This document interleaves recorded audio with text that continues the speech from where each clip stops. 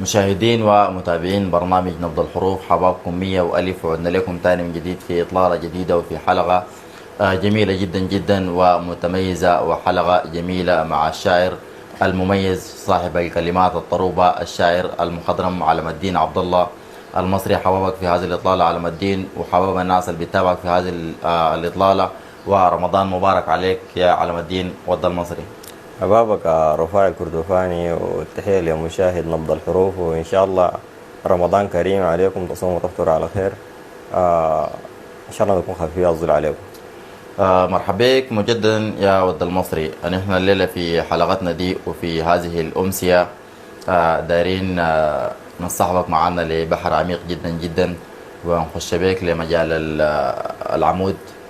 وقبل ما نخش تفاصيل الحلقة دي نشوف انت عندك لنا شنو. احنا بنقول لك يا جاية من طرف المدن وجالسة على ضفاف النيل، شايلة منه وهج الحروف، سحابة تمطر عز الليل، جارفة من رمال حلتنا يا شبيهة التيل، غرست جواي الأمل يا در الطبع كأصيل. مرحبا بك ود المصري، ونحن دارين نشوف الشي اللي بتحمل لنا شنو في الأمسية دي عبرك وعبر المشاهد الكريم. حبابك الرفاعي، وده بقولني لرسالة أنا كان رسلت على إحداهن، وإن شاء الله تكون بتتابعنا من خلال هذه النافذة. بقول لها رمضان كريم عليكي، وإن شاء الله تأمين والأمين. قيتوا معاه غسيل عدد دي، ما أظن تكون متابعة ضد مصر لكن خش علينا. طيب الرسالة بتقول عندي الفكرة أزورها ديارك، وتاني نعيد أيامنا السمحة، ونسمع تاني حكاوي كبارنا وقصة فاطمة القال والسمحة، وفيك يا غالية كمان اتغزل كل ما تجيني عليك اللمحة، وبترك فيك الأثر الداير، وبزيل الهم منك وامحى. وعندي الفكرة أنا أسبو أبوكي واطلب منه منايا الغالي، وتلبسي دبلة حب خطوبة، وجدي وقع كل أغوالي، وبيك يا غالية أكيد متكفي، وسر البسمة السارقة خيالي. انت الزولة البيها بهاتي، وانت الزولة الديمة في بالي، وشاهد ربي تكوني نصيبي، وتبقي حبيبة وأم لعيالي، وإني بحبك حاجة بسيطة، كل الكون عارف حالي، وبيك يا غالي أكيد متكفي، وسر البسمة السارقة خيالي. انت الزولة البيها بهاتي، وانت الزولة الديمة في بالي، وشاهد ربي تكوني نصيبي، وتبقي حبيبة وأم لعيالي. يا سلام يا ود المصري.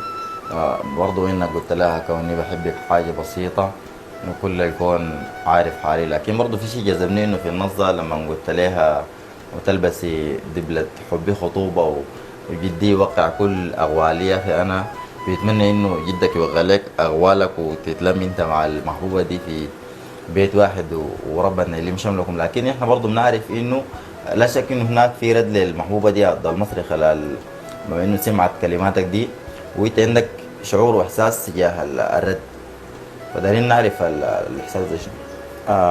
لما رسلت لها النص ده، هي قرأت النص وقالت لي والله ما عارف أقول لك شنو.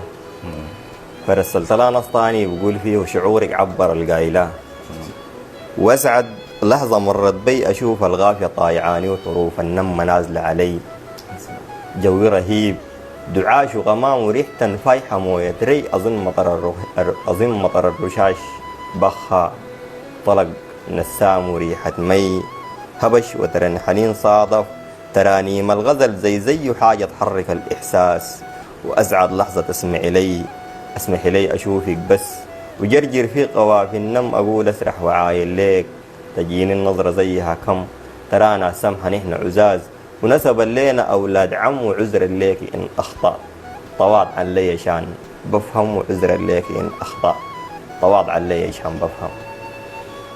يا سلام يا ود المصري. اسمح لي بس اشوفك واجرجر فيك قوافي النم، واكيد انت مع الزولة دي انك بتنسى الهم والغم. ودي قصيدة لها مدى بعيد جدا جدا، واحساسك تجاه المحبوبة كان عالي. فنحن بس بنتمنى لك عبر المشاهد انه انت والمحبوبة تكونوا مع بعض دائما، وربنا يحفظكم.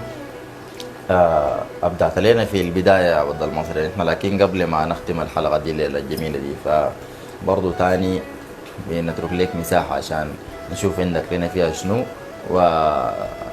دي فيها أمنيات تانية. بقول لك انت الريدة والمنية وانت حلم باكر والليلة، أطوف في درب القليل تجيك خطايا عديلة، أمشي معاك درب العمر يا ست الريدة الأصيلة.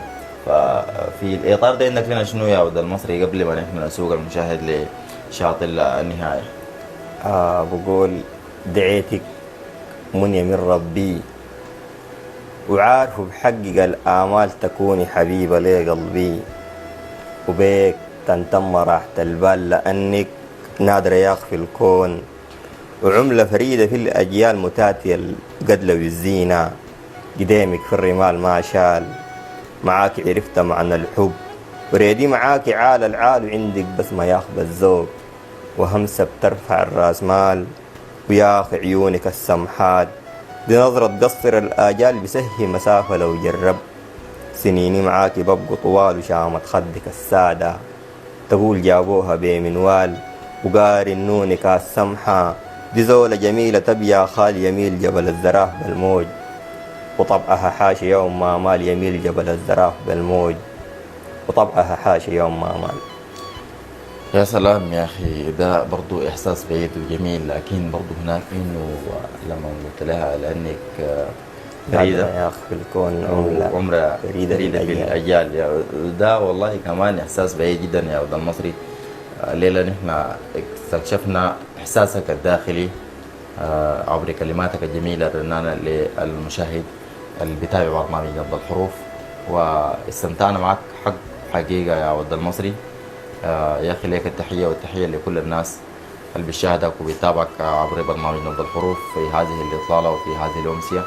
وقبل ما نحن نختم يعني دايرين نديك مجال إذا داير ترسل عطر تحية لكل الناس اللي بيتابعوك ويشاهدوا لك قبل ما نختم حلقة اليوم يا ود المصري.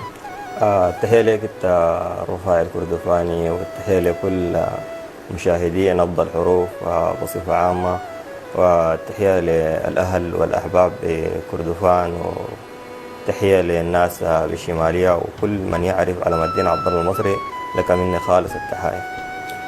لك التحية وتحية لكل الناس اللي بيشاهدك ود المصري، وتحية لكل الناس اللي بتابعينا عامة ويشاهد برنامج نبض الحروف الموسم الأول.